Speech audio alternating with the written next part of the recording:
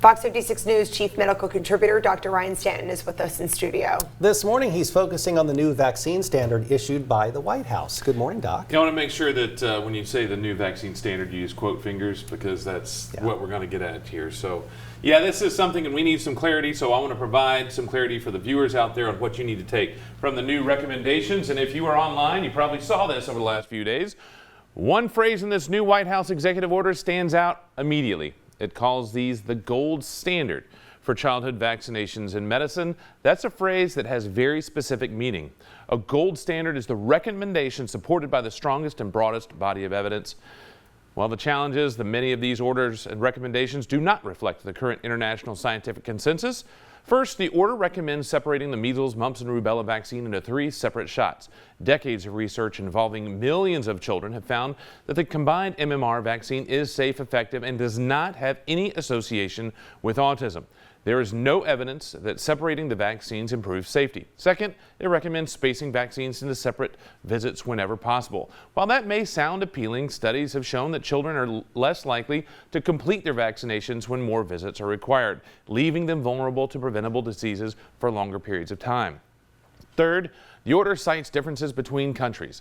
Different schedules do exist around the world, but those differences are driven by local disease patterns, health systems, and vaccine availability, not because other countries have found a better plan.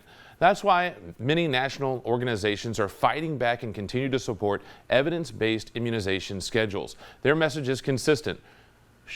Recommendations should change when the science changes, not because of politics, but because the evidence clearly demonstrates a better and safer approach. Right now, that better and safer approach does not exist. The evidence is not there. Unfortunately, we have politics driving medicine at this point instead of the science driving our medicine. And that's the problem right now, is that families out there, young families, are just have questions. They don't know who to trust now.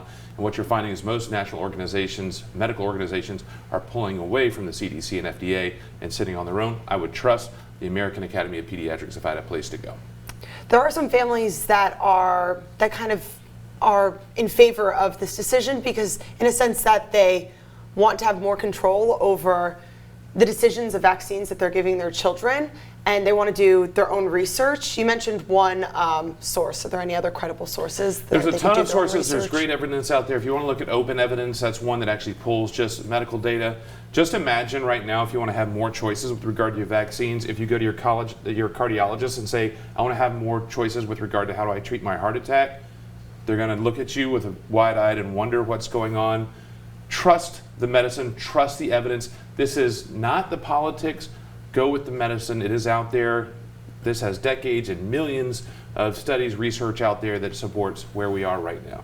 All right, Doc, we know you're going to expand on this the next hour. We've got a couple other things we're breaking down with regard to these recommendations and where to go. We'll actually focus a little bit more on who to trust, so we are going to roll into that here in the next hour. All right, Doc. Sounds good. We'll be right back. You're watching Fox 56 News, our home, your news.